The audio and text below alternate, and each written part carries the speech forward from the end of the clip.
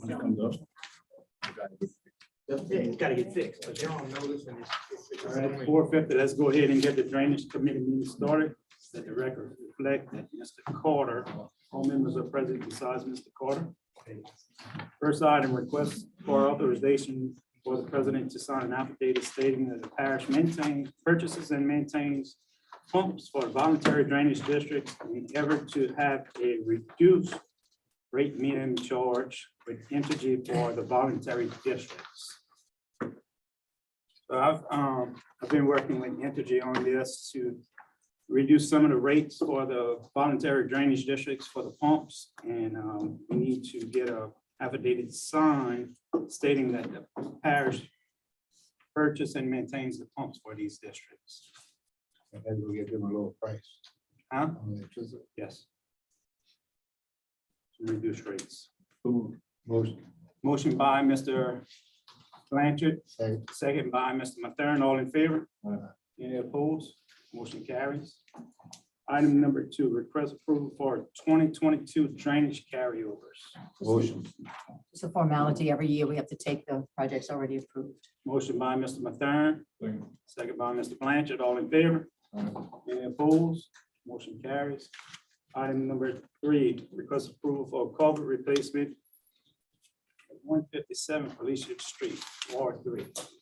Yes, sir, that's in Ward 3, that's that culvert in the picture is actually a 12-inch culvert, it's on the side, it's between two 18-inch culverts, and it's also collapsed, so it would definitely improve the water flow with upgrading the culvert size. Motion. So move. Total cost of $710. Motion by Mr. Como, Second. second by Mr. Blanchard, all in favor? Any opposed? Motion carries. Item number 4, discuss the Lower Texas tree concern. Hey, sir. Oh, you hear? Yeah, but basically there's with the work being done at Attacker Falls Landing, a lot of folks are gonna start utilizing Lower Texas Canal, which is the Hempdale Canal. That has already started, the phone calls has already started relevant to the trees that are down there. And Paul has had a crew to go out and take a look at it. If you want to give a report on it, Paul or Brian. Yeah, so I had two gentlemen go in the boat and survey it for us, and they came back, and from what my understanding is that them, most of the trees that are down are below the water surface, which is gonna require us to, we don't have the equipment or capacity to take that out. So we're gonna have to seek a vendor of some type or something to remove the trees from the canal. It hit several going out below the water surface in our OEP boat. So we don't have the equipment to hook it or pull the trees up. We're gonna have to basically reach out to some vendor or tree removal company to have it done. We did our best with it, but we don't have the equipment to do it appropriately.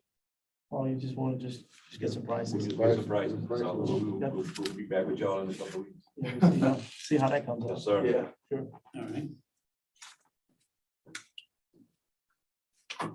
Item number 5, request approval for culvert replacement at 4414 Highway 1, Ward 5. That is a collapse, you can see the hole in the picture, that is a total collapse of the culvert, and it needs to be replaced. Motion. Total cost of $1,690. Motion by Mr. Mathern, Second. second by Mr. Blanchard, all in favor? Aye. Any opposed? Motion carries. Item number 6, request approval for culvert replacement at 127 Michael Street, Ward 6. Okay, on this one, I have it for 60 feet, but after conferring with Mr. Sabwa today about the fact that there may be some work done on this street with some federal funding, I'd just like to recommend that we go with just 20 feet just to fix the problem. And if there's some additional funding, you know, we can, because I don't know, we're not sure exactly what size is required yet after his surveys are not finished yet. So I don't want to waste 60 feet. I was gonna try to go between the two catch basins, but now we just go to 20 feet and repair this cracked concrete, and we'll go from there after. So it would be 20 feet of 12-inch plastic. All right, so how much you want to put on it? Yes, but you can still leave the figure because she's not gonna, you know, she's not gonna overcharge for what, you know, what's not utilized. Total cost of $1,675. Motion by Mr. Blanchard, Second. second by Mr. Mathern, all in favor? Any opposed? Motion carries.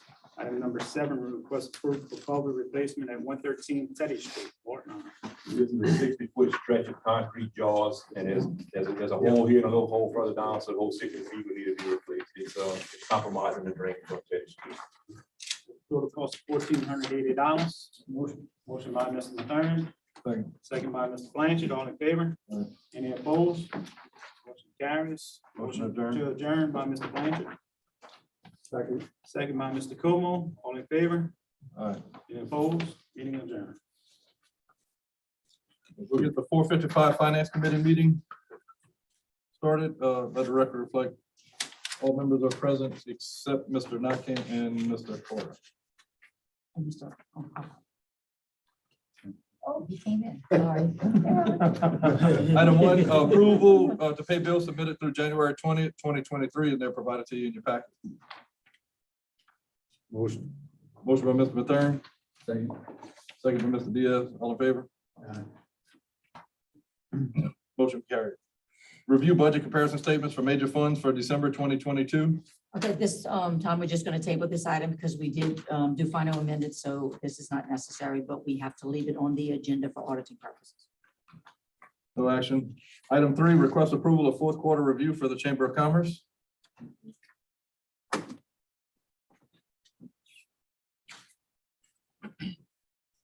Good evening, y'all. My name is Cassie Boudreaux and this is Tanya. We're both board members of the chamber. So we just like to present this information instead of business spotlights for the months of December and January. We posted a Christmas card that was also emailed out to all of our members, and a thank you for your support this month as we reflected on last year. We are working on our upcoming spring banquet to be held on this Thursday, April 20th. Doors open at 5 and the program begins at 6. We are currently accepting bids for a caterer that can also serve alcohol. If you know of anyone, please have them reach out to us. We've sent the Teenager of the Year application information to all the guidance counselors with the deadline of February 10th. At the last meeting that we attended in November, we requested a discount on the community center. In order to reserve the venue, we went ahead and paid the deposit. Not sure if you have come up with a decision. If we have emailed our members to request nominations for the business of the year. We ask that you, as our jurors, please support our banquet and plan to attend. Our guest speakers this year is your very own Leroy Blanchard and Sheriff Leland Falcon. Last year, we had a great turnout and we expect the same this year as well. We'd like to get some feedback from you guys regularly, whether positive or negative. We're always available, and if you leave a message, someone will get back to you. That is our report. Any questions? One thing I'd like to add, just, I don't know if you're aware, but we received a gumbo grant that's gonna install broadband down Highway 70. The construction is gonna begin sometime in March, and probably take 60 to 90 days. Maybe just a way to let the chamber members know that that area is now gonna have broadband service and basically is ready for development. Where's that? Where's it coming from? It's gonna be all of Spur 70 and Highway 70 from the Spur to the Parish line.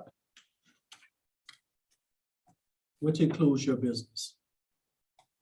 Somebody was thinking something.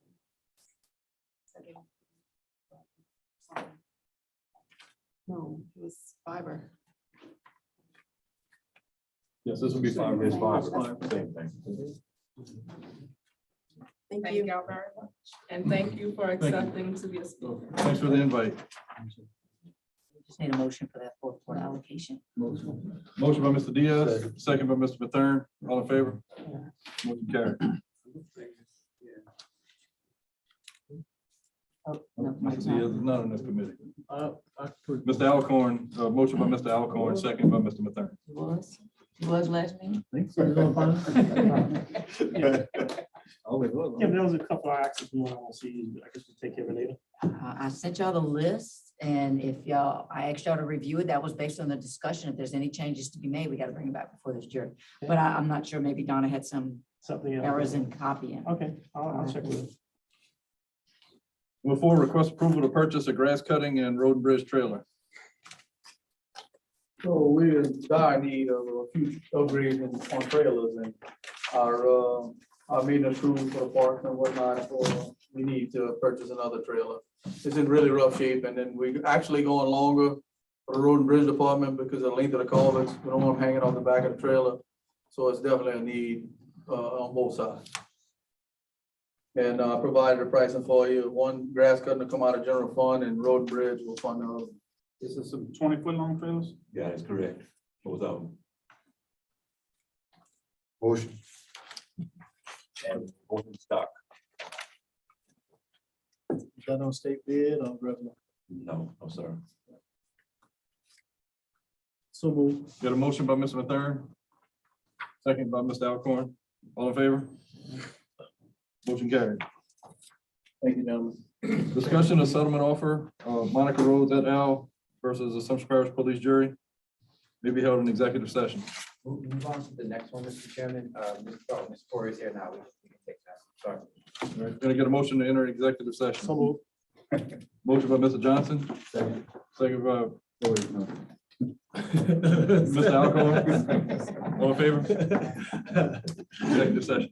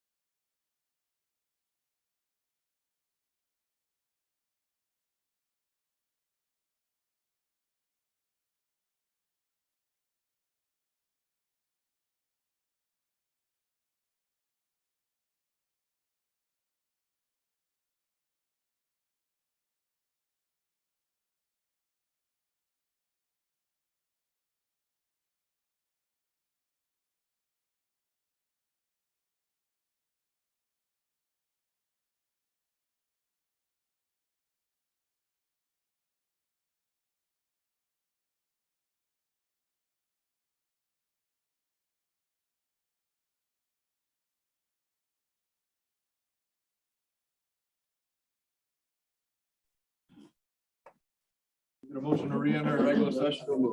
So moved by Mr. Como, second by Mr. Johnson. No action taken on item 5. Item 6, request approval of the 2023 fire protection contract renewals with all individual fire departments. This is our normal contract, except for the Napoleonville Fire Department and the Pankerville Fire Department, who are currently going through, what you call that? Boundary. No. Ratings. The re-rating, so that in speaking with PIL, they had some boundary issues that they wanted to get better clarified. Those individuals have been working diligently on it, and they have come to a set of boundaries that the PIL will accept to bring our contracts up into the current age. So I did forward those revisions to you all. Given that that's acceptable, I would just ask that we approve them. Right. Moving forward. Motion to approve contract. Move. Moved by Mr. Como, second by Mr. Johnson. All in favor? Motion carried. Consider approval for a floodplain manager to attend LFMA annual conference, March 28th to 31st, 23 in Ruston, approximately 1100. Motion. Motion by Mr. Mathern. Second by Mr. Alcorn. All in favor? Opposed? Motion carried. Motion adjourned. Mr. Como. Second by Mr. Johnson. All in favor? Motion carried. 5:24, let's get the personnel committee started. All members are present except Mr. Jeff Knockin. Number 1, approved to reappoint Mr. Thomas Long as OSEP Director for 2023. So move. Moved by Mr. Fondale, Second. second by Mr. Blanchard. All in favor? Aye. Number 2, request approval for proposal amendment to the personnel manual section into fringe benefits. Yes, if you look at tabby P2, it's actually 2 sections we need to revise. We'll go through the fleet safety program first. This is after myself and the parish manager and the assistant parish manager met with the insurance company. And there was some recommendations as far as where some categories were identified. So you will see that we're going to remove careless driving from a type A major and add it as a minor under a type B violation. And again, this was a recommendation by Travelers through Arthur J. Gallagher. Okay, and then also under fringe benefits, currently the policy that we follow is that after 12 months of an employee being on leave, they are not eligible for fringe benefits anymore, and they at that point have to convert to COBRA. And there was this section that remained in the policy that had not been changed that contradicts that. And that's this H under fringe benefits. It says the persons who are on long-term disability or leave of absence for more than a 12-month period will no longer be entitled to fringe benefits. We'd like to have that removed because it contradicts the 12 weeks with and being in line with FMLA.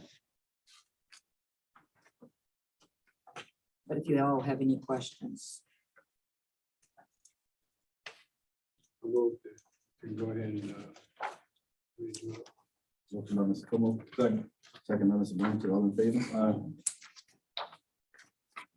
Request approval for 12 weeks FMLA leave for equipment operator. That's me put that on the agenda. I have an operator that's dealing with some health issues and he's requesting leave. I'm requesting all 12. It may not be that long, but we'll see how it goes. Motion by Mr. Fondale, Second. second by Mr. Blanchard. All in favor? Aye. For request approval to authorize the hiring of an intake worker for the federal programs department. Yes, sir. I put that on the agenda.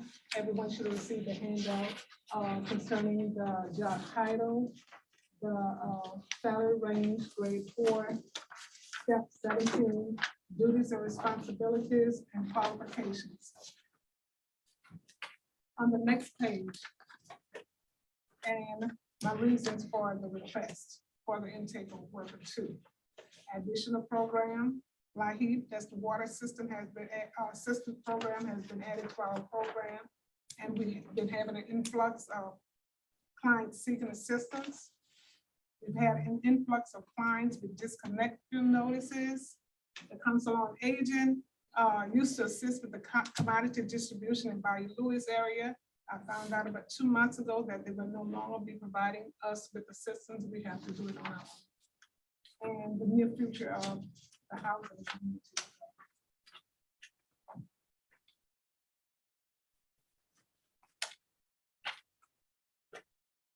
Motion. Well, I have a question before, so where's this gonna be funded from? For this additional worker, because it's not, I know it's not budgeted now. That'd be general fund.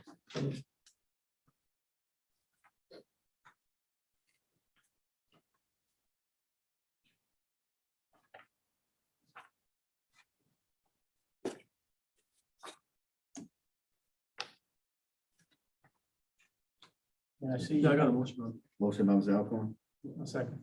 second by Mr. Johnson. Yeah, I also see you've got assist with preparation of budget, so to have some of the Yes. responsibility there as well. Yes, assist with the preparation of budgets and the quarterly reports and other reports provided. They don't typically do anything with the budgets. Like Melissa does, she has to give me all figures and everything, so I can put them in to, On the program on the, side. yes. Expenditures report, all the different reports that we have to put for our annual report, our quarterly report.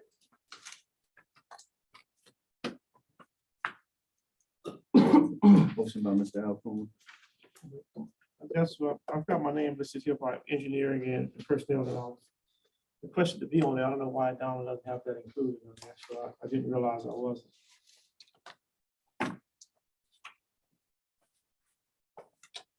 So. First thing you feel you've got the need, the department has the need for an intake worker based on the magnitude of work. And you see fit where you can utilize another employee. Definitely so. And you also, as Mr. Kim was just asking, that person will play some role relevant to the budget as well, and clearing some information. Yes, with the expenditures report, Melissa helps with that, she does that. But if we get somebody within the federal department, federal programs department, they can help with that.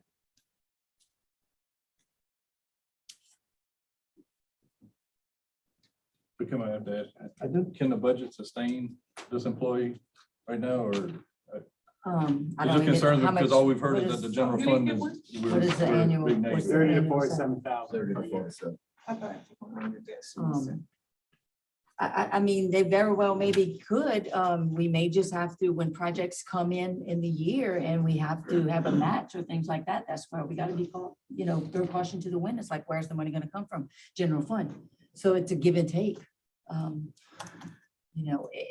Is $47,000 gonna bankrupt us? No, obviously not. But we just have to be mindful as we continually to grow and add to it. Sounds like she has a need for another worker in her department. I see no reason not to support it. If the department is growing, more programs have been added. And just like the workload has been a little bit overwhelming in other areas throughout our administration, look like Mr. D is saying the same thing. So why not support her cause? I'm gonna go ahead and second that motion. Second by Mr. Pondell, all in favor? Uh, Item 5, discuss the HPG grant along with the special programs director may be held in executive session. Motion to move in executive session. Motion by Mr. Alcorn. Second by Mr. Blanchard, all in favor?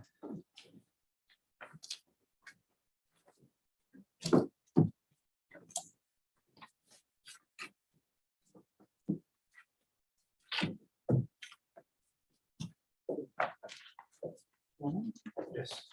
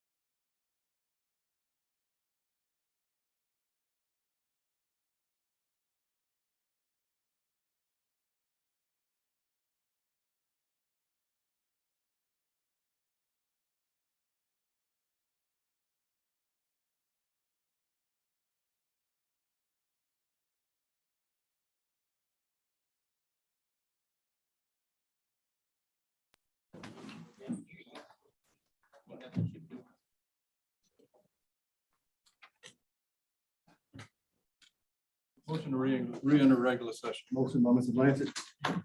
Second by Mr. Palmville, all in favor? I need a motion to approve the change order and release final payment of $4,000 to the contractor for the HPG grant. So moved. Moved by Mr. Alcorn, Second. second by Mr. Palmville, all in favor? Motion adjourned. Motion adjourned by Mr. Blanchard, second by Mr. Palmville, all in favor?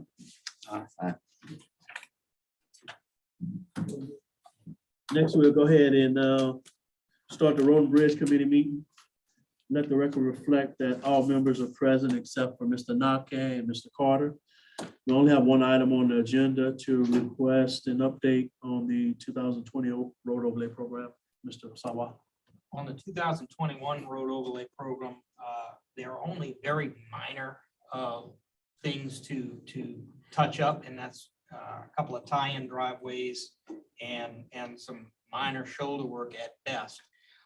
There are some items or roads, however, that were not put on the list due to budgeting purposes. On the remainder of that, what I am going to be recommending is that anything that's left to do, that be rolled over to the 2023 program. Seeing as how we are so far along and in that thing, and we are currently out to bids for the 2023 program. So I will be making a formal written recommendation to that effect, that anything that is left of a major circumstance on that program be rolled over to 2023, along with the funds to do that, because that is a pay-as-you-go contract. So if something's not done, it's not like you're out the money. It was not paid to the contract. Does that include the Meehan Drive? Yes, yes, sir. Meehan Drive, as you know, was held up because of the drainage issues. We're resolving those, and you know where we are. We're working on getting a decent drainage price, but at this point, I think we're probably going to be better served. I've gotten some recent pricing, and actually, the recent pricing tonnage wise that I got is down from what we were quoted in 2021. So that's why on items such as Meehan, which is a kind of a major item, I would recommend that be rolled over to 2023. And how about the driveways that have been completed? I have a meeting scheduled with Mr. Garcia in my office next week to find out if he doesn't plan on coming to repair those or take care of those items. If he does not, I'm going to make a formal recommendation to the jury that we basically place those items for immediate repair, either by either concrete or asphalt immediate repair. And that money will not get paid to the contractor. I mean, that's money withheld. Those are almost 8 months to a year now. We've been arguing about that, So- okay? Can't keep You have on his saying punch next list month. completed? Yes. Keep on saying next When month. did he receive this punch list? We got that several years ago. I mean, right after 2021. In fact, I rode your area with you, Mr. Pondell, and we made that list. And then we went over it when he completed Talking it about in the your punch area. list for the complete parish. I'm telling you, he got it in 2022 when we finished that out. We granted substantial completion. He got it that day. I don't have that date in front of me, but I will get it to you. I'll send you a copy of what I sent him. I know Thank you, my Mr. wall Jones. was never completed. Mr. Chair, I ask that the drainage project, we talked to our parish manager and we were gonna attempt to do that with in-house labor. I'd like us to buy the materials for that project under the last program before we close it out. These residents can't wait till this next program gets underway and then we get at the back of the line again. I would agree. All right, so you want to make a motion to buy drainage? To get the materials that was supposed to be purchased under the 2021 road overlay program, purchased and on hand for our road and bridge department to do the work. Can I entertain a motion? So move. Can I get a second? I got a motion by the chair, Mr. Blanchard, and also a second by Mr. Diaz. All in favor to purchase the drainage materials out of the 2021 road fund and let the road and bridge department do the work. All in favor? All opposed? Ayes have it, motion carried. We do have just a note of reference to y'all. We did have Mr. Paul LeBlanc and also Mr. Sawa got some information from DOTD as in regards to two bridges that are in dire need of repair. One of the bridges may be able to be fixed or / replaced under the off-road bridge program.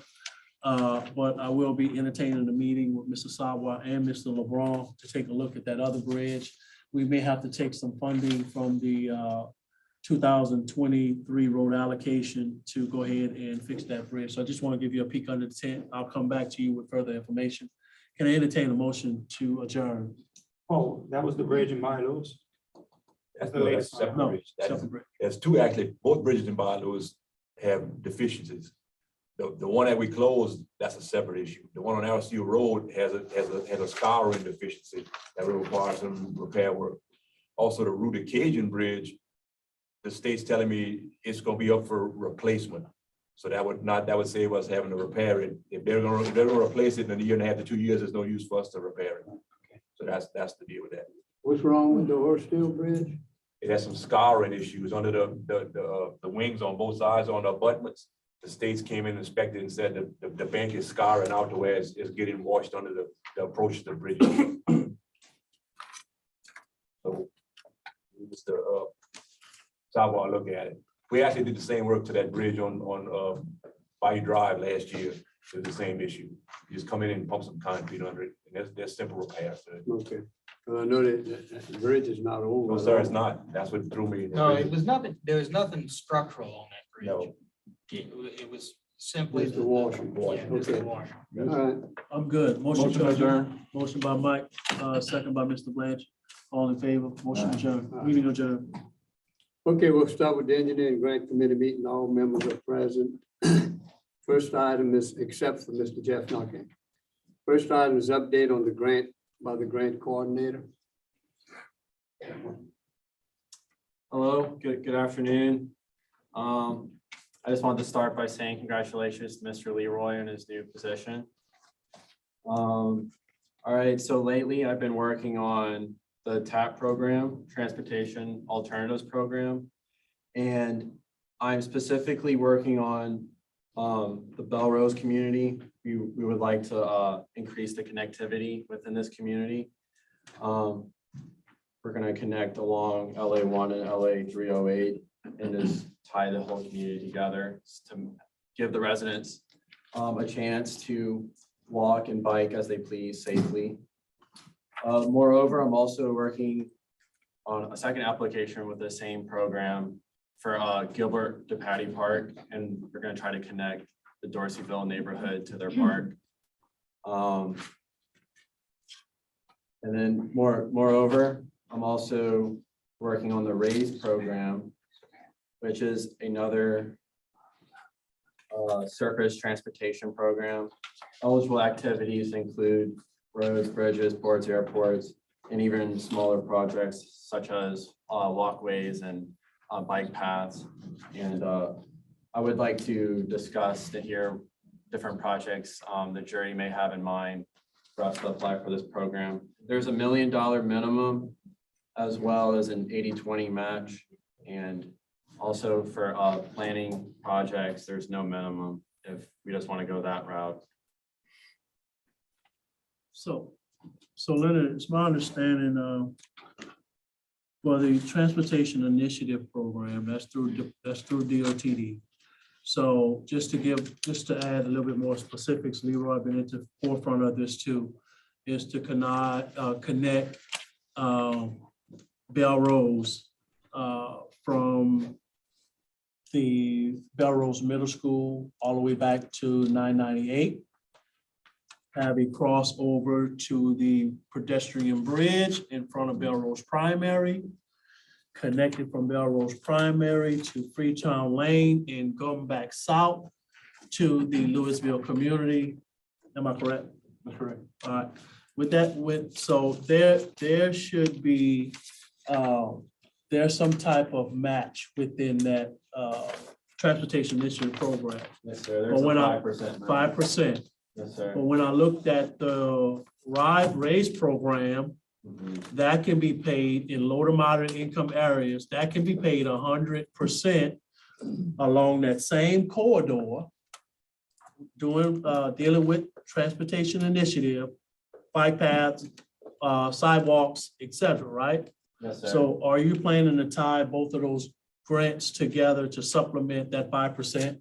That wouldn't have to come out the jury's pockets, come from the jury, and we can get it off of that grant? Yes, sir. We can most definitely tie those two together and save us a few dollars in the process. We have a meeting in the first week of February with a representative from DOTD for this grant. And she'll be able to tell us more what our options are on that side. I talked to the guy from the governor's office, Mr. Jackson Wright. He is the one that's overseeing the grant. And just wanted to get some more information on what fits, what can we apply for. So it was based on the bike paths, sidewalks. So that connector sidewalks from community to the post office, to the stores, to the store, to the schools, to the churches, et cetera, it fits. So when you look at a 5% from the TPA, and you look at another grant that's going to pay almost 100% in a distressed low to moderate income area, well, the money that you would have to spend on the percentage, hey, you can use it from that other grant. And you can do multiple projects. Just keep in mind, guys, the maintenance that come after these grants. The maintenance. The maintenance, Leroy, is there something I think you and I talked about, or maybe I'm wrong, that DOTD would be responsible for maintaining, or is that something different? No, what I Oh, think you you might be said- referencing to is if you come up and adopt a community improvement plan and submit it to DOTD, whenever they're in that area doing another project, a road project, Okay, they're obligated by state law to implement your plan into their new okay, project. all right, that's what it was. All right, I got it. But once they would construct sidewalks and so forth, they would become the maintenance responsibility of the parish. Understood. Okay, anything else, Randy? That's all. Thank you. Thank you. All right, thank you. Lou. Next item is authorize and approve the president to sign 21-22 gap contract. To move. Moved by Michael, second by And Jamie. then this is for the courthouse repairs, is that correct? Oh, yeah, you. The Legat. This is- What's the yes, ma'am, project? This is for the courthouse. This is the $100,000 on the courthouse repairs. This project. All right, so all in favor? Aye. Opposed. Next item is update the drainage master plan and flood mitigation project, GIS engineering. He's at the Washington. Yeah, he's in Washington right now, but I did speak to him. He's assisting with the scope of work for the pumps and levees project in the Pierport area. And we'll be having that ready to go off RFQ probably by the next meeting. Discuss Tiger Dams care and maintenance. Yes, sir. I prepared a presentation, put a hard copy on each of your desks. Justin's going to bring it up on the screen in a second.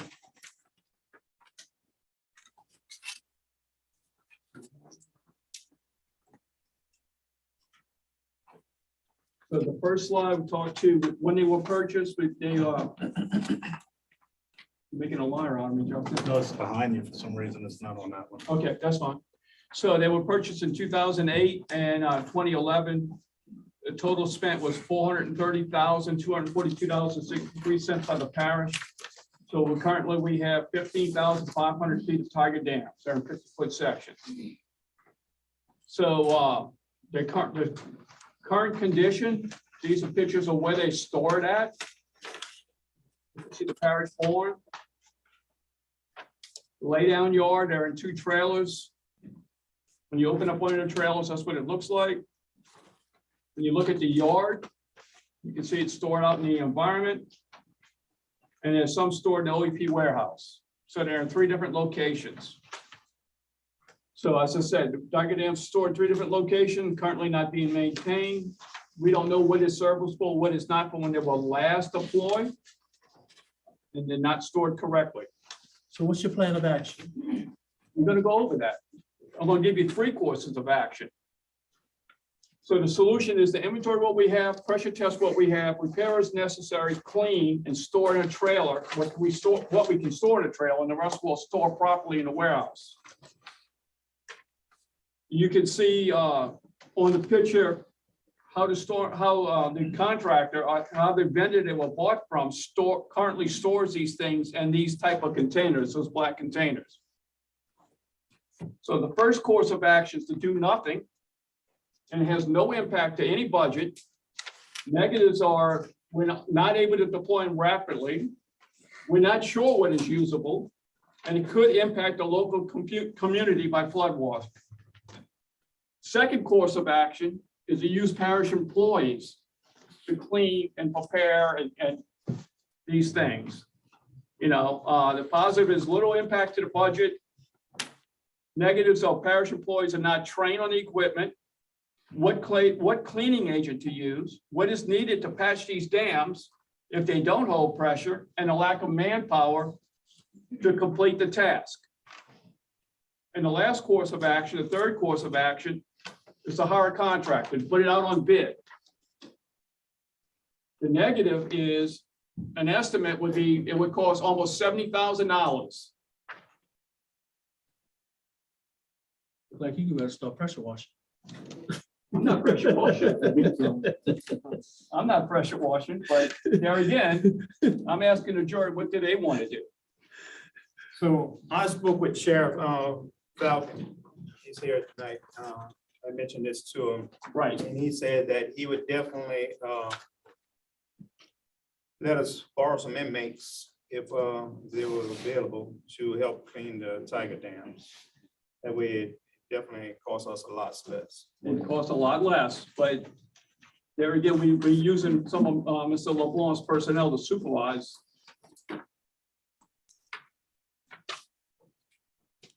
So what I take from that is you're thinking that that's not a goal. What's your other recommendation? I got you. You got 3 possible courses of actions right there. So So is it 70,000 or 50,000? I see it's flood 70,000. control. it's actually 70,000 once you put in those storage containers. And that's just an estimate. We'd have to put it out on bid. And I've got 5 or 6 vendors that could possibly bid this, and it might come in lower. Put up bids, see what happens. So Have potentially- to bid. We don't have to commit. We don't have to cut a purchase contract once we put out on bid.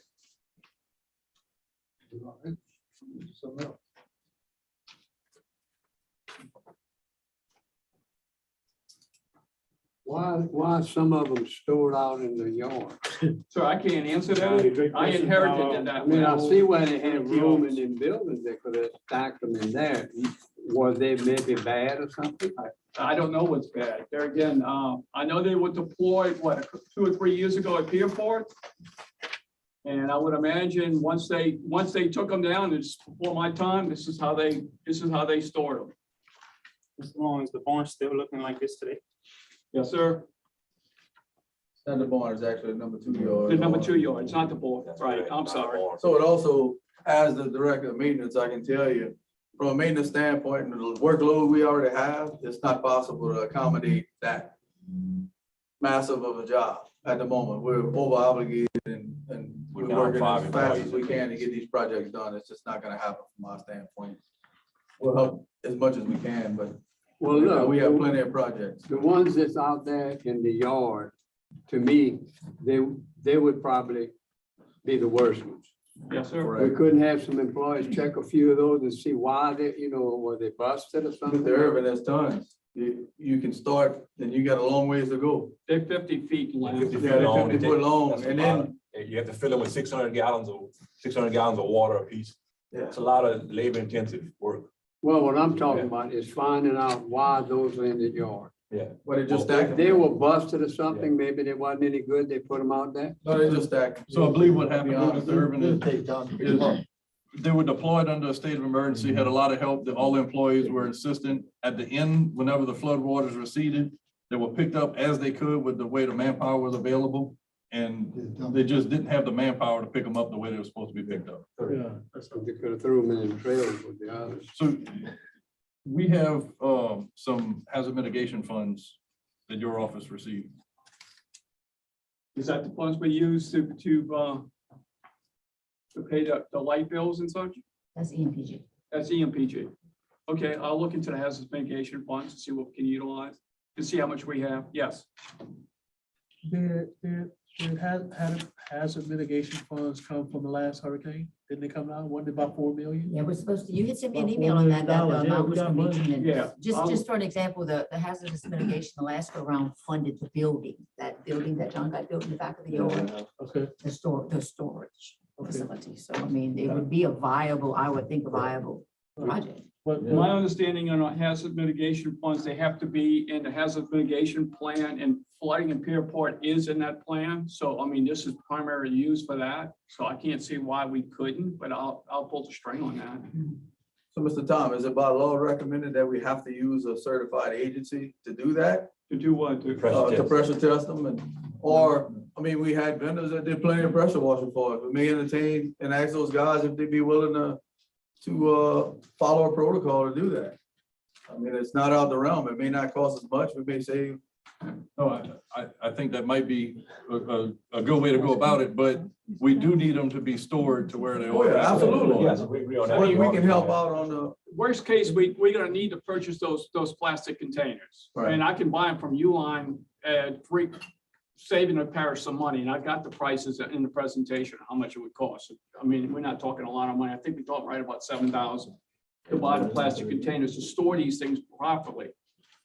Could you maybe work with Mr. Long to get Absolutely. a I'll scope help of Mr. work Tom so on that we this can and- go out to bid, try to get 3 quotes on it and see if we Absolutely. can. Do you want me to try to put out a bid to these vendors to see what the prices come in at? We don't Well, have let's to try put a to- purchase order to it. Well, I think what, Tom, can we get an accurate count? We'll try to get an accurate count of what do we have. That is an accurate count. That's the accurate from the I think what he's looking at is It doesn't mean that. your option, that doesn't, it would be option 2B, where it's basically done in-house, but with outside labor. That's correct.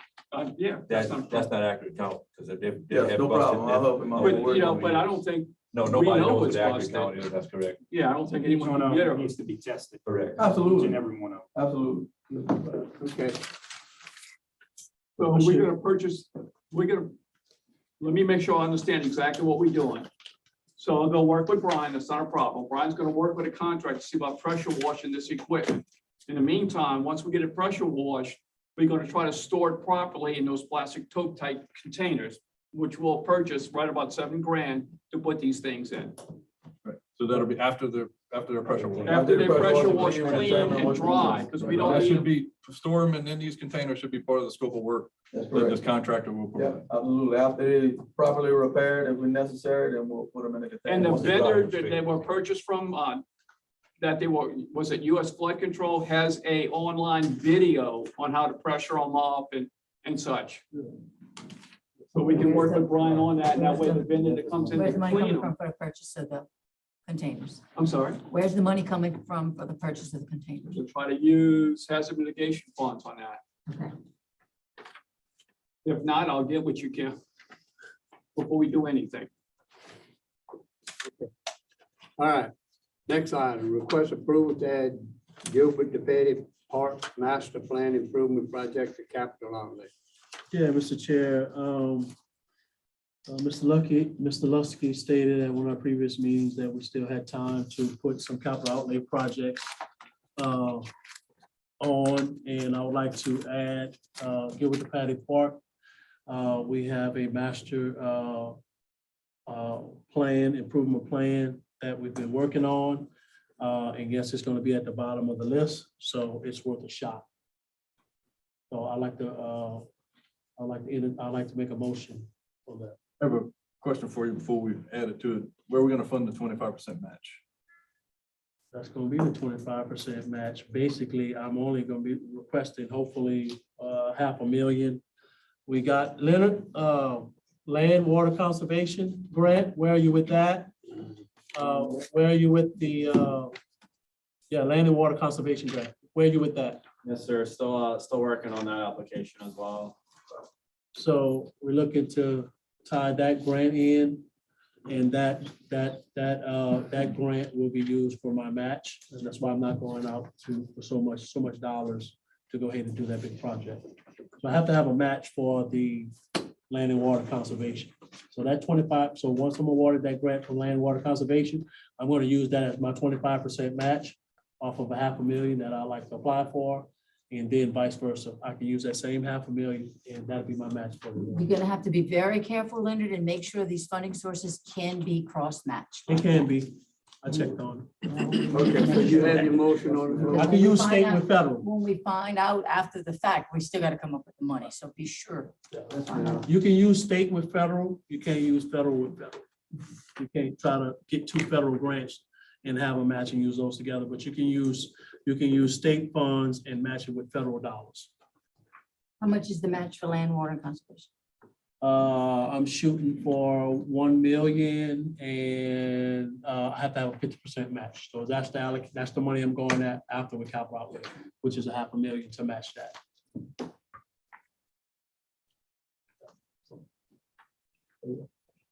You got the engineering done on that, bro? Yes, sir. You have a second? Engineering's done on that? The engineering is done on that? Yeah. Design, Design. preliminary design. Yes, sir.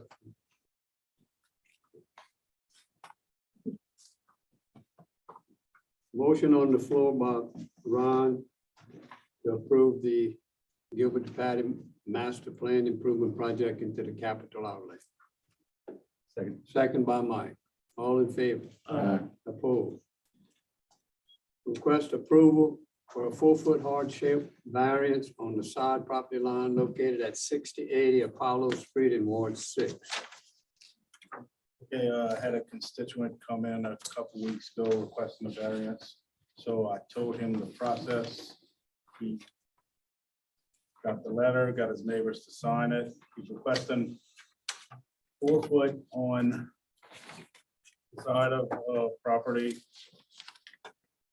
6082 right now. He wants to build that soon, but he's also requesting on the other side, as he wants to do the same exact thing he will do on the other side of the property, on 6076. So he wanted me to see if I could do them both now, or if y'all would just do one for him. What do you do? He's adding that little porch he drew up. I got it. Look like this.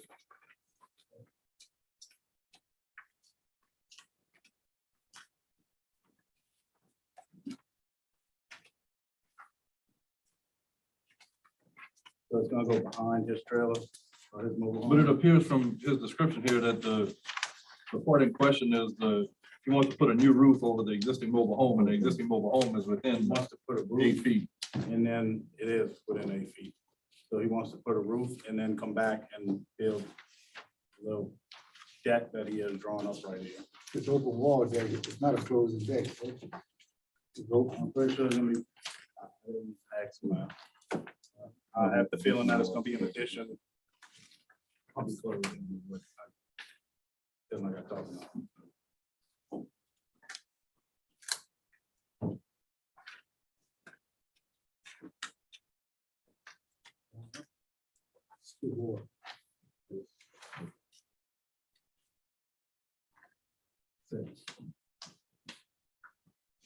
So that's a 4-foot variance on each side.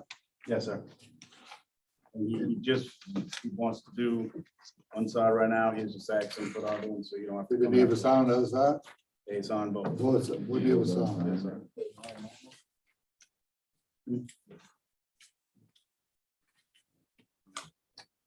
We got a letter from him, but do we have a letter? Yeah, it's right behind it. Well, starting out right behind, 2 pages behind. And then the next one is for the other landowner.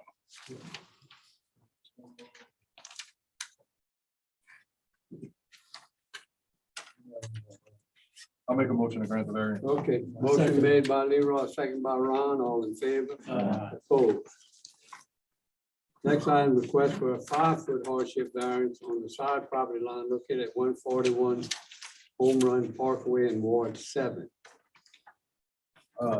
Same issue, except this guy's building a shed. And he's requesting that he get a 5-foot variance and build within 3 feet of the next property. Same deal, his neighbor approved with their consent.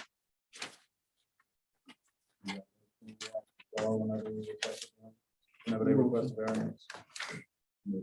Second. Motion by Mike, second by Leroy, all in favor? Opposed? Next item, request final approval for mobile home park at 163, 165, and 165A on Georgette Street in Laverdale in Ward 4. Okay, so this is for, y'all had given preliminary approval for this mobile home park. We went around and check it out the other day to make sure it met all the standards, the pictures, or y'all have copies of all the pictures. And recommend we go to final approval for this mobile home park. Good. So move. What about the water meter? The 3 separate water meters? Check. I went out there That's with one of Miss the Ann. problems we're I running went out there into. with Miss Ann and she helped me, so I have to. But I would. Zoom. I would go check it out. I got a motion on the floor, Mr. Chair. How do, get a can delivered to the house after they get a new meter? Call No, who called them? You? Constituent does, okay. Okay, motion by Ron, Do y'all wanted a motion contingent upon verification of 3 Correct. water meters? Yes. Upon pending, that they have 3 water meters there. What's your motion, Ryan? You I got a got a motion. I got a Contingent regular on the motion. I finding mean, of the water meeting? so either 3 separate water meters or one water meter and 1 dumpster, or it's 3 Three- separate water meters? and 3 separate water meters. Okay, under the conditions of 3 separate water. Yeah, Because on a house count, when they do the roof count, we do. Okay, right. there we go. There we go. A motion by Ron, second by Leroy, all in favor? Opposed?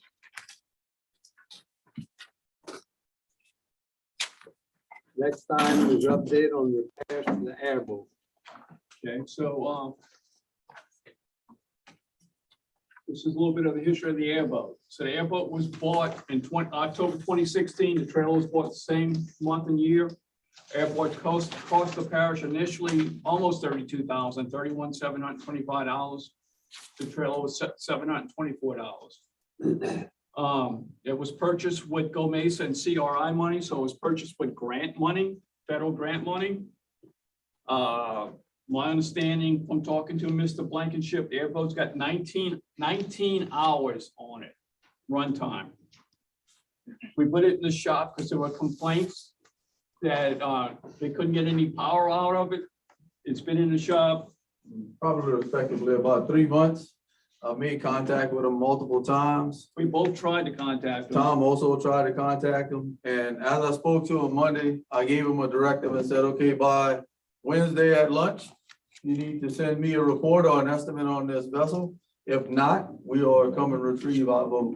And I did not receive that, so we are going to their place and take our boat. And we're gonna seek other places to get estimates from. Now, the problem being is if we decide not to repair the boat, depending on how much it's cost, we're gonna have some problems if we decide to surplus that boat, because the federal government's gonna want some of their grant money back. Yeah, let's try We're not to, doing that. let's try to fix it. We're trying to fix that. Yeah, I think it can be used in the parish. Yeah. Well, let us water, come back man. to you with what the estimate is. Yeah, we're gonna Okay. fix the boat. So that's the update. We're not gonna have the problem, we're gonna get our boat, right? October 2016, we got 19 hours on this boat. Yeah, that's not. 19 hours. Well, I'll tell you what, when they came up with that deal, I felt they This shouldn't was have. a waste we of didn't money back need it then. anymore. But there again, it's gonna cost us money if we decide to surplus it. So, well, let's come back to you. Let's add to that also though, and they can tell you the parish road and bridge and maintenance, we're not allowed to use the airboat. Absolutely. They could have used it for some of the surveying of the canals and stuff like that. I think they could use it. The reason why it only has 19 hours is because they were restricted to use it. And there again, we don't have a problem with them using it in the future. It could be run. It needs to be run. We won't have a problem with going to get the vote. I see we got the hired sheriff, you don't need no assistance. Oh, no, I don't have a problem. I Sure. can guarantee you All that. right, okay. Next item, update on Lee Drive project. Project is currently out to bids. The bid date is February 28th at 10 a.m. It has been advertised both online and in the local. Okay, update on ring levies and up airport. I delivered to Mr. Conville the permits that we received from DNR for the upper Pierpont single ring levy. We are now that we have that permit in hand, we are going to pursue a add-on, as I had mentioned at the last meeting, to add on the additional ring levies that we are looking at. We also met with Mr. Conville, and we are currently working on changes to the final plans per that meeting. And once those are complete, I'll be bringing it back to the jury. And once I have permission to go to bid, or however you all want to proceed from there, we can do. So just to let y'all know, the last meeting in November of last year, Mr. Salva agreed to have these plans ready for December 31st. Here we are almost a month later and they're yet to be ready. I had a finished set for December 31st and set a He meeting with didn't you, listen to Mr. the Conville. first thing I said. After all the times we've met, nothing was correct on them. So I want the plans done, Joseph. That's fine, Mr. Okay. Conville, but multiple times I asked you to come to my office and look at those plans, and those meetings got pushed back multiple times. Multiple times I took. All right, we're not gonna argue. myself, I'm not gonna finish the Stop plans. arguing and Okay? get to That's the next item. Finish the plans. That's why We we want to didn't shake discuss hands. the purchase of Shell Beach boat launch property under capital outlay. Yeah, I'd like to, apply for the capital outlay grant on purchase of the boat launch at the lake. There's a boat launch in the property across the street for $475,000. Now, where's the match? The matching funds, I've been talking to different agents for the systems, for the 25% match, and we gotta make our move first, and they're gonna try to help us out. Okay, You got a motion? you got that? Got a motion. Second. Motion by Mark, second by Jamie to put the Shell Beach boat launch on the capital outlay. Myron's on the committee. Madam Committee. Motion by Jimmy. Motion by Jamie, second by Ron. All in favor? Opposed? Motion to adjourn. Motion by Michael, second by Ron. All in favor? Opposed?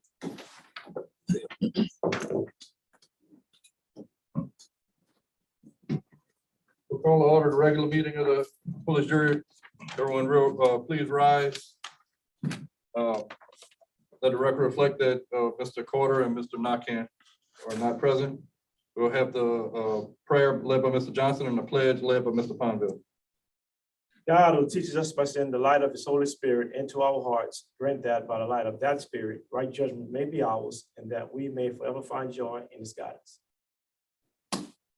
Allegiance to the flag of the United States of America, and to the republic for which it stands, one nation, under God, indivisible, with liberty and justice for all. At this time, we'll have any public comment related to any item on the agenda.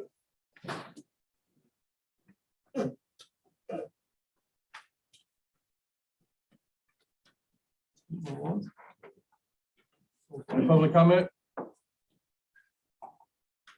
On once? On twice? Let the record reflect no public comment. Drainage Committee report? Yes, sir. The Drainage Committee meeting was held this afternoon. All members were present besides Mr. Carter. We authorized the authorization for the president to sign an affidavit stating that the parish purchase and maintains the pumps voluntary drainage districts. And, we're gonna send that to Energy. We approved the 2022 drainage carryover. We approved the culvert replacement at 157 Felicia Street. We discussed the Lower Texas tree concern, and Mr. Blankenship is gonna get with some vendors out there to go and see them concerns to try to remove some trees. We approved the culvert replacement at 4414 Highway 1. We approved the culvert replacement at 127 Michael Street. We approved the culvert replacement at 113 Teddy Street. I present this all in form of a motion. Motion by Mr. Ponville, second. Second. second by Mr. Mathern. All in favor? Aye. Motion carried. Finance Committee met at 4:55. First item, we approved a motion to pay the bills submitted through January 20, 2023. Review budget comparison statements for major funds for December 2022 was tabled. Request approval of fourth quarter review from the chamber. The chamber gave us an update, and their spring banquet will be coming up. And they asked us to encourage our businesses to give them some feedback on what they could do better for our parish. Item number 4, we requested approval to purchase a grass cutting and road and bridge trailer. Item number 5, discussion of settlement offer. Monica Rhodes et al. Versus Assumption Parish Police Jury, no action taken. Item 6, request approval of the 2023 fire protection contract renewals with all individual fire departments. That was approved. And item 7, we approved the floodplain manager to attend the LFMA annual conference, March 28th to March 31st at a cost of approximately $1,100. Motion to accept as read. Motion by Mr. Pineville. Can I get a second? Second. Second by Mr. Diaz. All in favor? Aye. Motion carried. Personnel Committee meeting. Personnel Committee met. We approved to reappoint Mr. Thomas Long, the OSEP Director for 2023. We approved the proposed amendment to Personnel Manual, Section 10.2 Fringe Benefits And the fleet policy. and the fleet policy. Approved 12 weeks of the FMLA leave for equipment operator. We approved authorized hiring of an intake worker for federal programs. And we discussed the HPG grant, approved the change order and release final payment to contractor for $4,000. I present all of this in the form of a motion. Second by Mr. Mathern. All in favor? Aye. Motion carried. Road and Bridge Committee. Yeah, the Road and Bridge Committee met this afternoon. All members were present except for Mr. Nake and Mr. Carter. We heard an update on the 2022 road overlay program from Mr. CJ Savoy. And we also approved a drainage project in Ward 7. We approved to purchase drainage materials out of the 2021 road overlay program. And the Road and Bridge Department will do the work. And that's on what, Meehan Road? That's correct. Meehan Road. I give you this item in the form of a motion. Motion by Mr. Alcorn. Second. Second by Mr. Pineville. All in favor? Motion carried. Engineering Grants Committee. Yes, the Engineering Grant Committee met this afternoon. All members were present except for Mr. Nakane, who was given an update from the grant coordinator. We approved the president to sign a 21-22 gap contract. We approved to add Gilbert to Patty Park Master Plan Improvement Project to the capital outlay. We approved the 4-foot hardship variance on the side property line located at 6080 Apollo Street in Ward 6. We approved the 5-foot hardship variance on the side property line located at 141 Home Run Parkway in Ward 7. We approved the final approval for the mobile home park at 163, 165, and 165A Georgette Street in Lavendaville, Ward 4. With the condition that have a water meter for each one of the trailers, which would come to 3 water meters. We was given an update on the repairs of the airboat, an update on Lee Drive, an update on the ring levees in Pierre Park, and also approved to add Shell Beach boat launch property under the capital outlay. And that's all. Got a motion by Mr. Como. Second by Mr. Mathern. All in favor? Aye. Motion carried. Item 9, discuss extra garbage, extra charge for garbage pickup. Ms. Brenda Prejo. Yes. I got a balance. Anytime.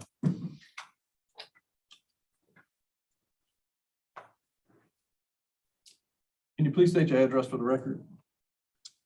Physical address Yes. is 6329 Highway 1. At first, when I bought the property in 2008, it was Belrose. Now I see Pinkerville on some of my billings and stuff.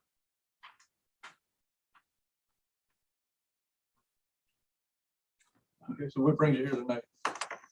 Well, we had a big dispute for the water company. Because several construction people came in and messed up my water meter.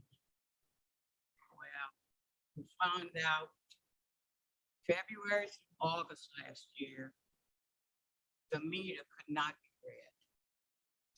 And I was getting an average of about $60 on water on my bill.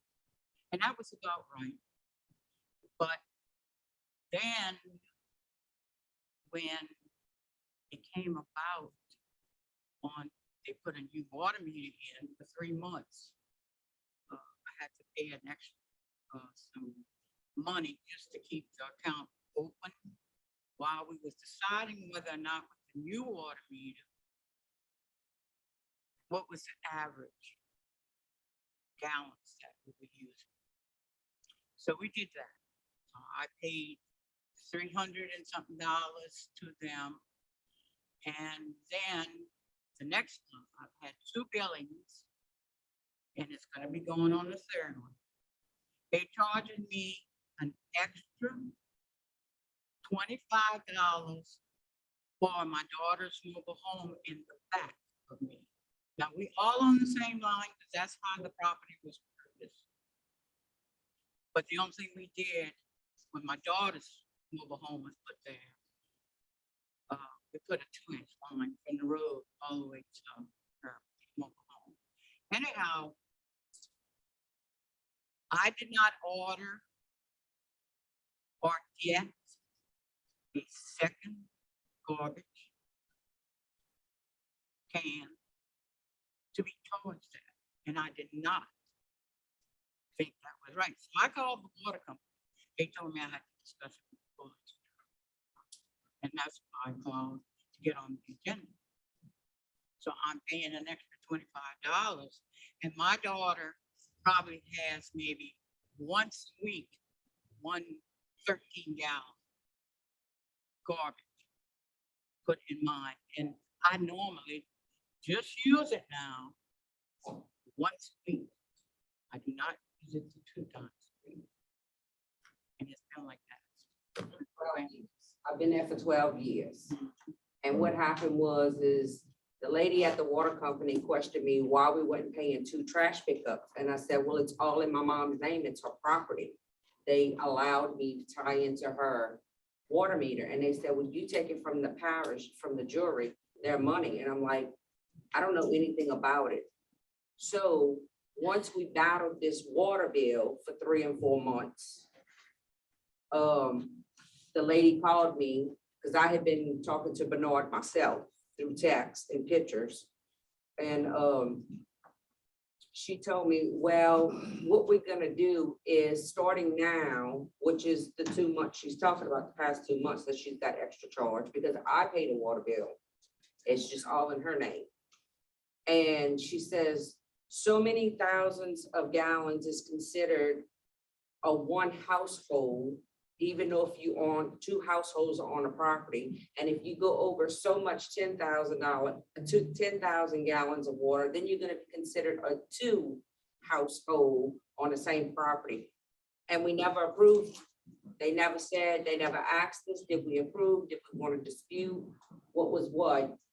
And they charged her. So our ordinance requires each residence to have a trash receptacle, a garbage can. I've never So- had a trash thing. You begin all 3. You begin all 3. So we are currently right now engaged with South Central Planning and doing an audit of every electrical meter to every water meter to make sure that we have the right number of charges happening.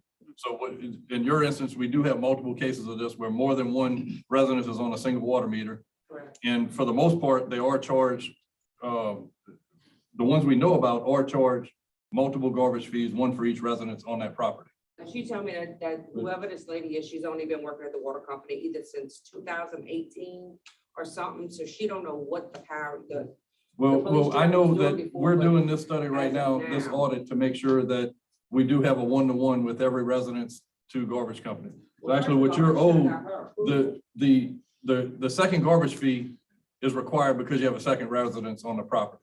But what we need to do is get you a second garbage can. You should have a second garbage can for that fee. Yeah, because I paid for it. And So you just have one cam, Ms. Brenda? Yeah. we One just- cam. Right.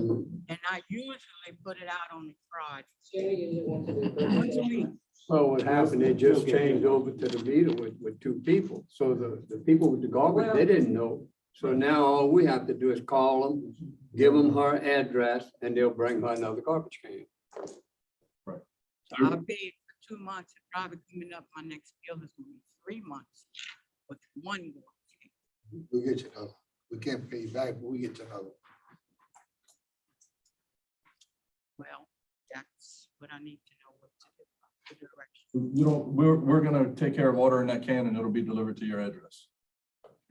It really needs to come to mine. Well, wherever it goes, you can use it. Yeah, because like, she's 6'3", 2'9". Highway 1, Bell Rose. I'm really 6'3", 2'9", 8, Highway 1, Bell Rose. We'll have it assigned to 632 So the 8 is where it needs to 298. come to. 63298. So Ms. Frazier, before they fixed the old broken water meter, you was just paying for one garbage service, but you still had two dwellings that was using the same water line. So when they identified that water meter was broken, somewhere they must have found out both of those dwellings were getting service, and that's when they went on and taxed it on you. That's what happened. What happened, honestly, is I'm the one that had to talk to her, and I told them that I lived in my mom's property. Yeah. And that's when they bumped up to me and said, well, you should be charged to garbage things. And I'm like, look, maybe she was grandfathered in. I don't know. I've been there almost 12 years. So, but the point of the matter is they should have asked her, even though I'm power of attorney over her, trying to help her out, explain why the water bill and the meter had been broken for over, I don't know how many years. You know, so I had to go and fight and say, no, somebody wasn't doing their job. And all of a sudden they seen that the meter was in 2 after years. And then it got slipped away. It wasn't supposed to be changed because we were supposed to be doing the process for 3 months, and somebody slipped underneath and changed the meter. And then, you know, it's just been a battle back and forth. Well, we finally got it. We can't get off of, we can't get away from having the one charge for each residence. What we can do is get you a second garbage can. That's fine. Welcome. Thank you. Next item, discuss concerns with permit issuance by South Central Planning and Development Commission, Mr. Kevin Boulanger. Thank you for coming, address this issue. So there was a question by the jury after we observed, I guess, some pictures from one of the housing preservation grant projects that was completed. And there was a question of the project not necessarily meeting the building code or life safety code with respect to the slope of the ramp. So the question that we had was, how does this pass inspection? So what was the purpose of South Central Planning in this process? Thank you, Mr. Chairman. We were asked to go out basically to assert whether or not the job was 100% complete. There was a percentage of completion. The parish or the owner or the contractor never applied for the actual permit. They applied. We actually called and actually had the permit put into the system so that we could schedule an inspection when we had received a request to go out there to verify whether or not the job was completed. After interviewing the inspector who actually went out there, he did make note that he did inform the applicants that, or the residents, that it was not the code. The resident persisted that he wanted it repaired exactly as it was before. And he was not there to perform an inspection by code. He was there to inspect only whether or not the job had been completed or not. And that's what he did. Going forward, and I can understand how there's some confusion because technically we should be doing everything good. There should never be a variance in that kind of situation. Now, we're not certain if the individual was elderly and handicapped. We're not certain if that ramp needed to be ADA compliant. It's up to the individual who builds a ramp to determine what's their liking. The inspector assumed, which in most cases he shouldn't do, he should follow the code, but he assumed that that was part of the process of the program that the parish had asked us to just go out and inspect whether it was completed or not. The work that we were told had to be done was done. There was another project similar in nature where we were only inspecting whether or not flooring was installed. We saw the flooring was installed, so we said it wasn't approved, but the job was completed as we were requested to do. I'd suggest that in the future that in the program that you're handling, that you make it a priority that the contractor, i.e. a licensed contractor, should pull a permit whenever he's doing work. That will avoid any of the things that went on with these two cases. Typically, when we're going to review for code, we're going to get plan specifications, which none of that was provided. And I think there was a time consideration in the matter that it had to be completed that particular day. And look, I apologize on behalf of our commission because I should have been more alert just to ask questions when we were asked to go out. I just accepted the request that it was a fair request. We just wanted to see if it was completed or not. I actually brought the issue that, hey, look, we're not going to be able to look at anything because we don't have any plan specification. That was not the request. So moving forward, I think we need to have permits issued. The jury wants to waive those permit fees. I think that's great. It really doesn't matter to us. We will be more than happy to review for compliance with the code. And I've instructed our staff from now on, even if I ask, which is the case in this matter, for that inspector to go out and make that compliant, that percentage of completion check. Even if I ask, I want it to be done completely. And I don't think there's ever been an instance ever other than this that's Mr. Clever, do we need to take further action? I am going to draft up a document just to get the resident to sign off on, just something relative to a hold harmless based on the provisions of the Housing Preservation Grant. I will take care of that internally and will communicate with the resident through the help of Mr. Johnson. Any other questions for Mr. Belanger? I'd like just to make a couple of announcements. You know, all the time we come here, it's all somewhat not bad news, but controversial, I would say. But the commission got some good news on Thursday last week. We're going to be receiving $62.5 million of loan monies that go out to small businesses throughout our region. Now, we were awarded 62.5, but only 25 of that is actually for our region. We're actually going to be doing Laura Delta, which was affecting the Lake Charles area as well.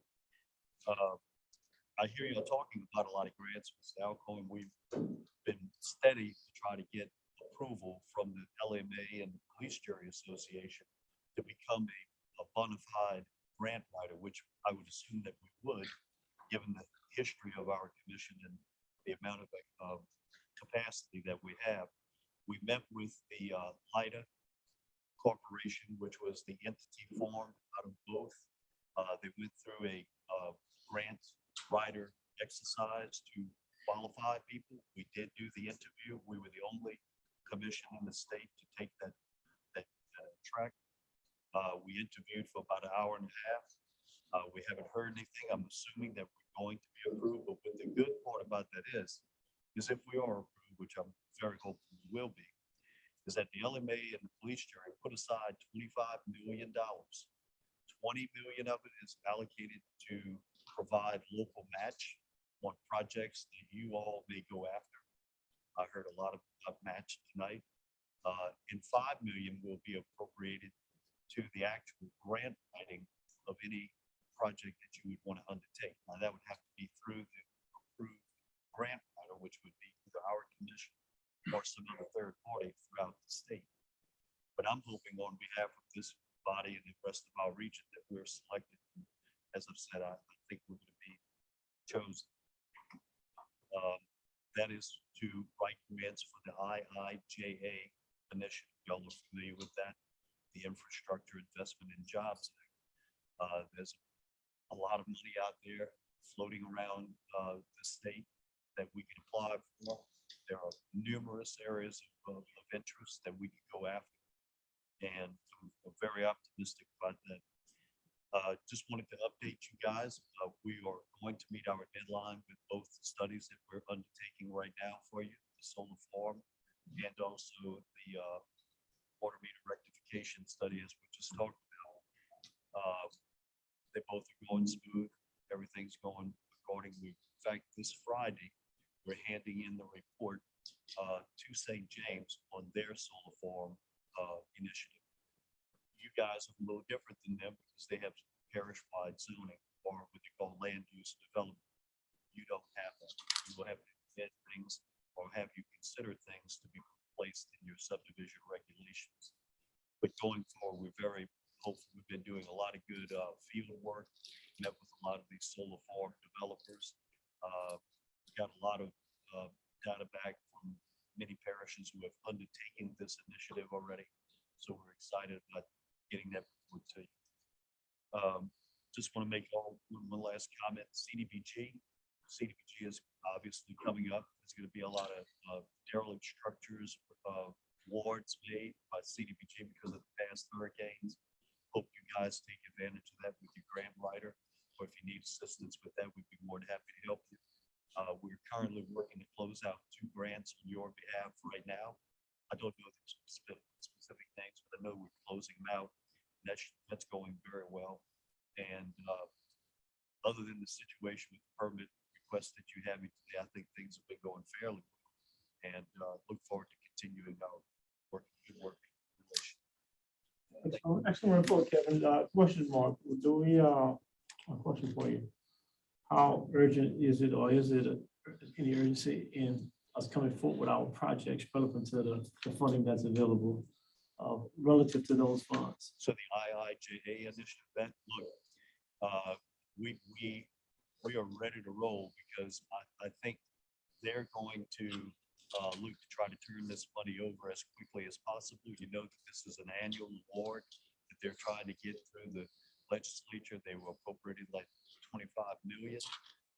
They got to spend this money before next session so they can try to get another, allocation.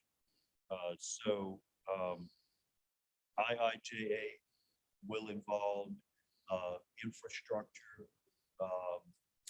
It has some policing capabilities in there for police departments. There's a lot of areas of interest that you can go through. Housing. I can go on and on, but pretty much every public facet has a funding source for it. Schools. Could you send the guidelines to that program to Mr. Lede so that he can share it with us? So we can see what projects are. You should try to match those, and whatever ones that you feel we need to go after when we're selected, we'll be more than happy to do that. Great report. Thanks, Kevin.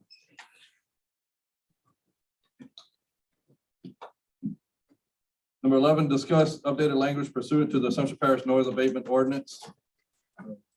I have had some comments with that, and let the sheriff, if you don't mind, the sheriff can come up and comment, but we yet have got a problem, if I may add, relevant to loud noises in the parish relevant to the frequency. Well, not necessarily the frequency, because our meter detects that, but what we've been finding is the sound level meter has not been detecting the thump, where you hear those vehicles pass by and you hear that boom, boom, boom. And the meter is not registering that because of the parameters we're using on the meter that we're using doesn't exactly pick up that DBC, but I'll let the sheriff comment upon that because we, along with this board and along with the ADA, work pretty hard at establishing what we have relative to a noise ordinance. And I'll let you elaborate on where we are with that. Johnson, thank you for allowing us to be here tonight. And what Mr. Johnson said is exactly, and some of you here, and we worked on this noise ordinance a number of years ago, and I know a lot of work, a lot of effort went into it, and a lot of thought. And over the years, we've been reluctant to make any changes to it. But as Mr. Johnson said, basically, when you hear that bass, that thumping noise, we always said, we can't measure that. It doesn't seem like we're measuring it correctly. Well, I got an education last week. We have decimal readers, and decimal readers can read it in two different settings, a DBA setting and a DBC setting. Got no idea. Our current ordinance requires it to be read in DBA for a noise ordinance. I got a call last month, they in regards to that and said, well, what are you reading it on? So what we're reading it, let me go check, go look, DBA. Well, you're reading it wrong. It needs to be read on DBC. So, and it was explained the difference in the type of noise and why the readings need, why the different settings need to be used. I sent Lieutenant Rob Morton, most of you are familiar with Rob, sent him with the decimal reader. We actually have both settings on the meter. So it's not any change of equipment. Got up to the 80 decibel level on the base, on the DBA reading. Then turned around, changed the meter to a DVC. That reading was 118 on the DVC. So we do think that is the answer. The change to our ordinance would simply be to allow us, and I've had this discussion with Mr. Collaborator as well, because we don't want to get all into the meat and potatoes of our ordinance. I think we've done something very good here over the years, but would allow us to make the reading on the DBA or the DVC. That way, I think we would capture that. The complaints we get normally are going to be based on the base of a setting, regardless. I think this resolves that issue. It's a very, very simple change. At the time, contacted Mr. Johnson. I do appreciate getting that on the agenda for us today. And if you have some questions, we'd be happy to try to answer them for you. Other than that, like I said, we can get Add that to the ordinance. Yes, sir. In the chart, if you look at the chart where it has the readings, it says, let's say DBA, Mr. Clever will tell you exactly there.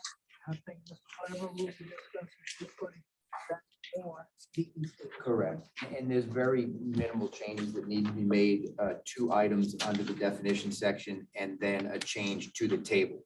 DBA applies to mid-range frequencies. This DBC applies to low and high frequencies. So that gets into the base conversation that the sheriff was alluding to. So I think if we were to address the table at 100 allotment on a DBC, I think is what we discussed, that would effectuate a suitable change. So that way they can properly read the meter and then assess what needs to happen moving forward. So I guess if nobody has any additional questions, what we would need is a motion for me to make these edits as requested.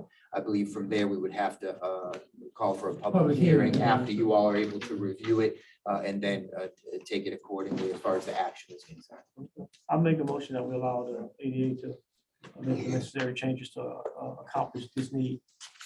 Motion by Mr. Johnson, second by Mr. Alcorn, all in favor? Opposed? Motion carried. At the same time, can we call for a public hearing, after review it or for the next meeting? It's gotta be Put it on presented notice. first. Okay, And then gotcha. we have to put it out for notice. Next item on our agenda is to request approval of reappointment of Ms. Kim Torres to the Louisiana Local Government Environmental Facilities and Community Development Authority.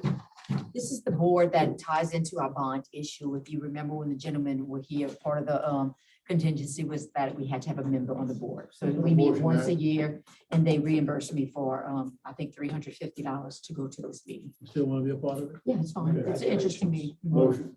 Motion by Mr. Bethune. Second. Second by Mr. Fonville. All in favor? Opposed? Motion carried. Request approval of a CEA between Assumption Parish Police Jury, Assumption Parish School Board, and Board of Supervisors of LSU on behalf of the LSU Agricultural Center. Yes, we visited this before, and I think the jury was all on board, and the ADA was as well. This is the actual document where the police jury, the school board, and the co-op will work together to try to assist us with park work and different things like that. And this is the agreement saying all parties on board. So move. And it's already been approved by the school board and the Ag Center. That's correct. And the ADA did. Motion to Motion approve. by Mr. Alcorn, second by Mr. Diaz. All in favor? Opposed? Motion carried.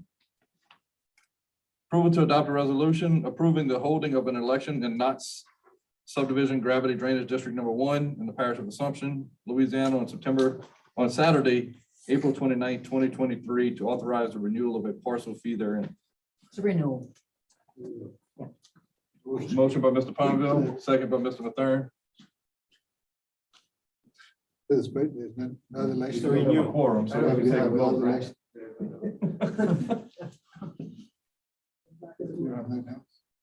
Huh? Nothing else on that date? I'm not sure it's a regular election. It's not a special election. I would wait till everybody come back. Move on. Let's skip it. Sir, We're just waiting for us okay, to vote. vote.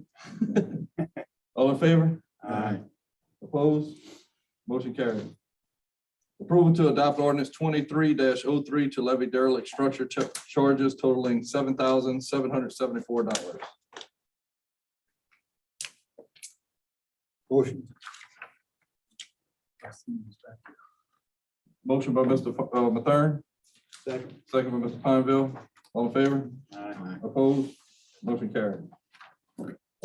Approve an occupational license for Sugarland Title LLC as a name change in Pankerville, Hollywood's Doodads LLC in Laverdeville, That Seafood Place in Pierreport, Mills Monogramming Boutique LLC Belrose, and Rescom Electric Prairieville.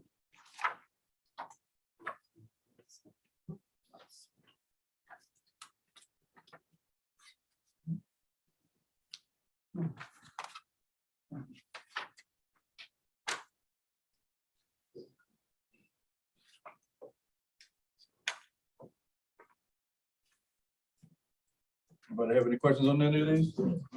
Motion by Mr. Diaz, second by Mr. Alcorn. All in favor? Aye. Opposed?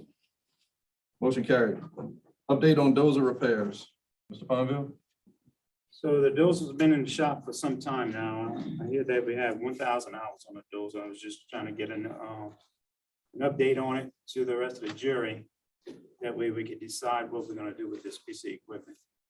So the initial repair came in at $52,000. We only respectively paid, what, 72,000 for it brand new. Yeah. So that was an astronomical number. So I told him, I said, look, let's just put our unit back together and give us a reserve cost on it and see. Well, that number is extremely low. They came back at $5,000. Our unit is still operational. We're gonna retrieve it. And also had some pricing done on an air cab and a non-air cab through Case. This price for an air cab, 650 MD dozers, 202,000. We get a discount of $71,000, and the state bid price would be $131,891.50 if we chose to go that route. And a non-air cab, which is what we have now, has significantly increased, but it would be $183,830 on list with a $64,340.50 discount, bringing it to $119,489.50. So I say we retrieve our unit, use it, maintain the oil as best we can. What's wrong with it, Brian? The major valve body has failed, which generally speaking, they cost about $32,000 just for the pressure pump. As Crawler stated, there was a catastrophic amount of metal distributed through the hydraulic system, causing valve failures. So I instructed them to put it back together because it was a $52,000 cost, and we'd retrieve our unit. So did they give a reason why it failed? They didn't give me a definitive reason why it failed. No, why it had the metal in it. They just said that the valve body failed because due to metal in the system. They cut the filters open. It was completely full of shrapnel from the failure. So we're gonna put it back together. The reserve price was not satisfied. I mean, $5,000, guys, our unit, we can get some use out of Got it any for that. maintenance records on this building? Not that I know of. Paul?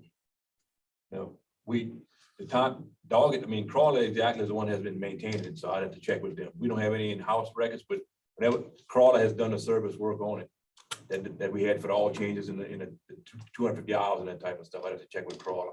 But Crawler's the only one I think that's ever touched it. Right. So. Put them in C, because if they had that much metal in the filters and everything through the system, they should have seen something.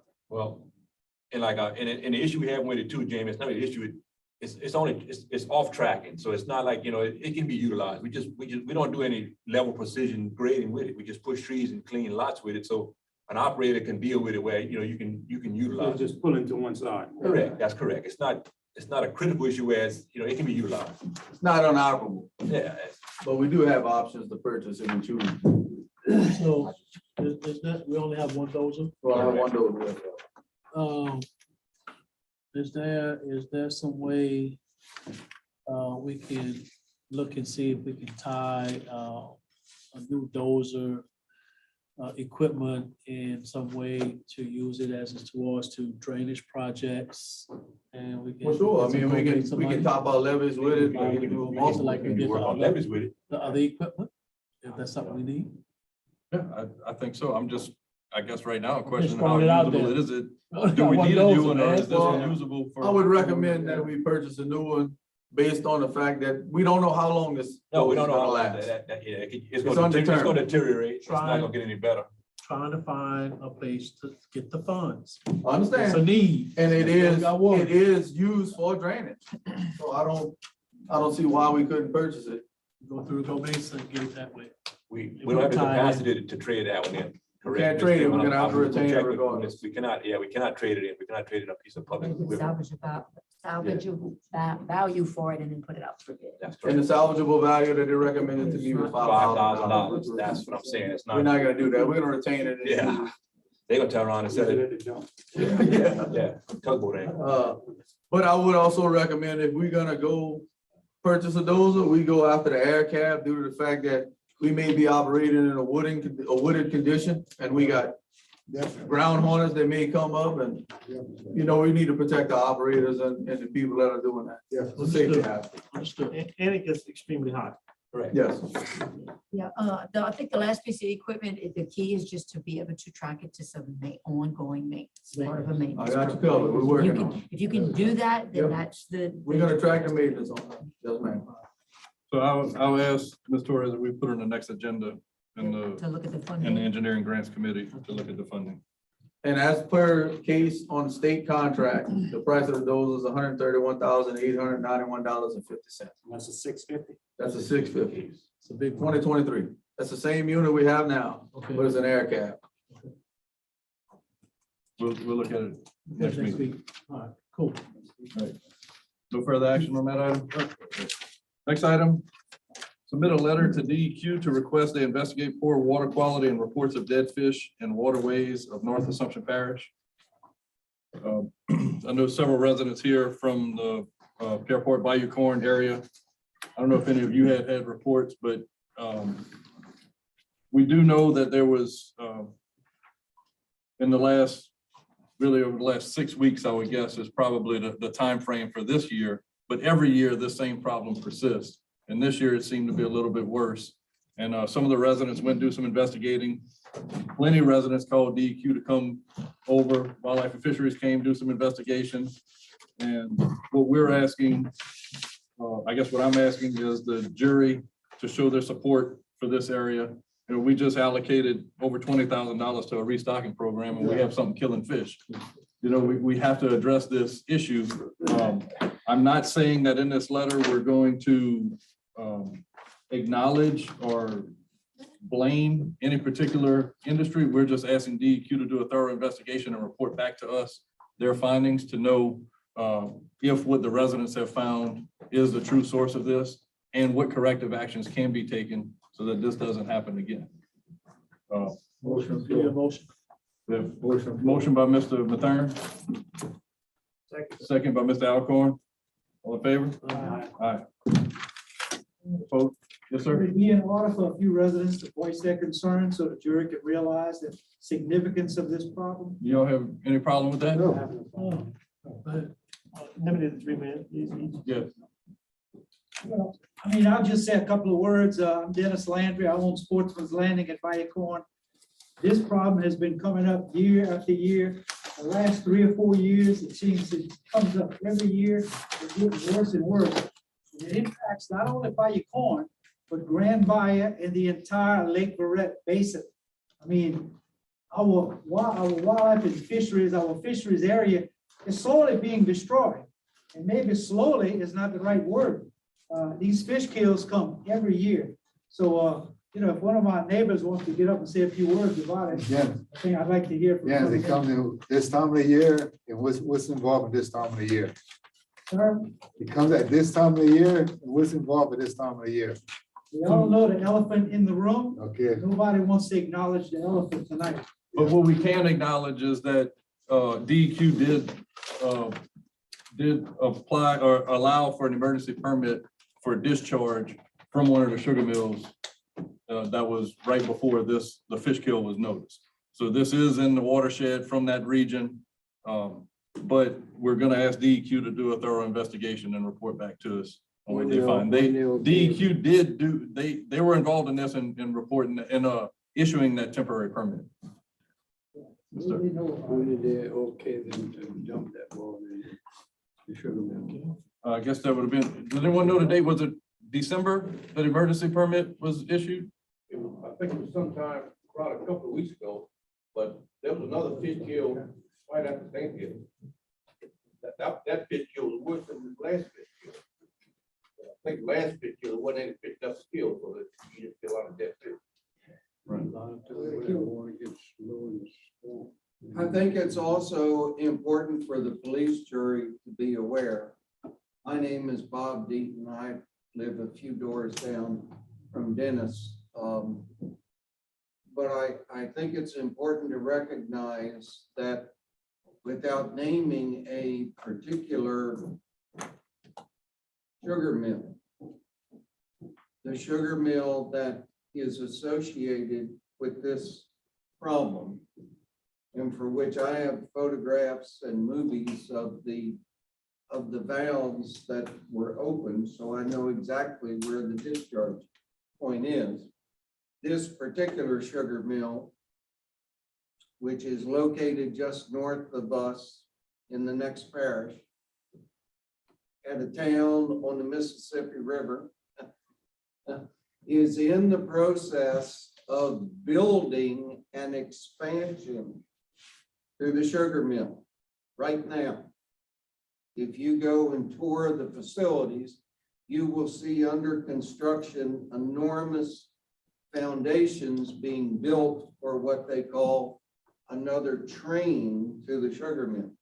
Well, it stands to reason that the pollution that we are seeing that originates in this parish to the north of us and that is working its way into the northern Lake Barrett watershed, it's obvious that that is going to get much greater, although we don't know by exactly how much when the mill is expanded. And I think it is vitally important, and I believe that there should probably be a public hearing, and I think it wouldn't hurt if this police jury asked for a public hearing when that permit comes up for approval for the expanded sugar mill operation. Now, it's also possible that all of this water can be easily discharged to the Mississippi River. This particular sugar mill has an advantage that other mills, like the two that are located in our parish, do not have, in that it is located adjacent to the Mississippi River and is already discharging a very large volume of water to the Mississippi River.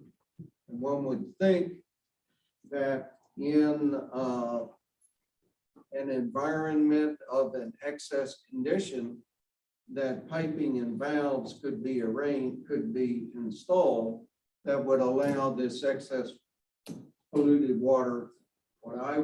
If I were working today, as I did for 30 years at the Exxon refinery in Baton Rouge, we would call this sour water. And Mr. Deaton, I don't mind, I don't mean to cut you off here. It's just in the essence of time, we really only allow 3 minutes for comments. And So, I probably said enough. no, your comments will be included to the letter, and I've spoken to you already on the phone. So we'll have we have good content in this letter. I think you guys will be happy. Mr. with the Chair, support. just Thank for you the very record, much. Mr. Chair, just for the record, you did say a certain mill, that certain sugar mill is not located in Assumption Parish. You did say that, right? That's correct. Just want to make that for the record, okay? Thank you. Yes, that's correct. Mr. Crochet? My name is Barry Crochet. My son is Philip Crochet, I'm sure you all know him. He raised $80,000 in a fundraiser to stock Lake Barrett. Fishing in Lake Barrett used to be a way of life for many people. Now it's more of a sport fisherman. Sports fishermen bring revenue into this parish. Like this gentleman said, this mill is north of us. It drains south. Every year they tear the mills down and rebuild them so that they do not shut down in the middle of cane season. Evidently, they are not maintaining their levees. They don't care, they can't afford it, whatever the reason is. That sugar mill does not bring any revenue into this parish. Why are we gonna do work and at Shell Beach Landing if there's no fish to catch?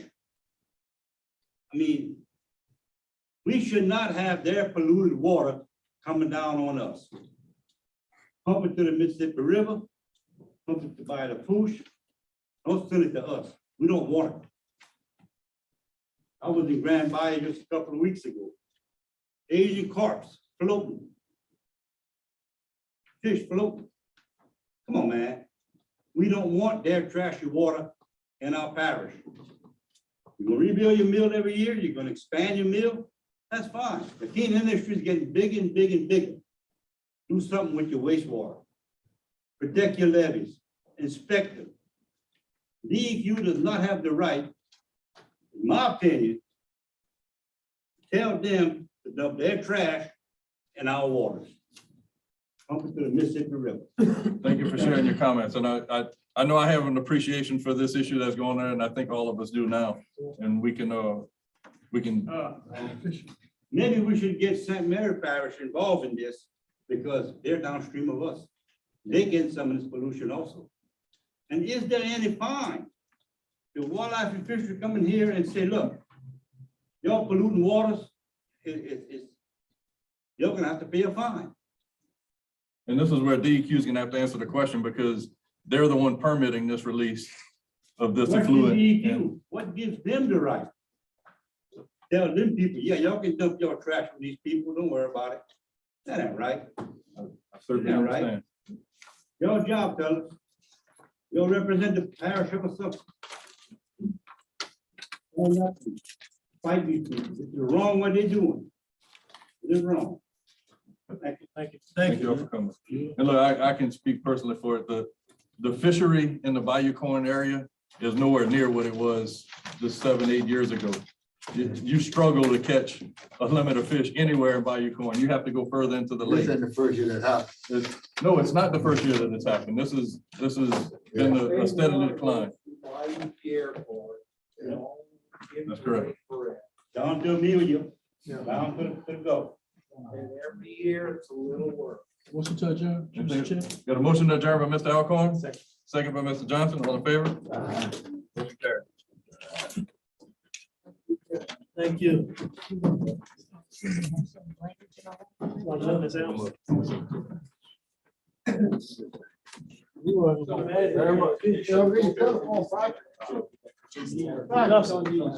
Justin. Yeah, you gonna be bad, you can't catch, that's right, you can't catch, yeah, you gonna be bad, yeah, you gonna be bad.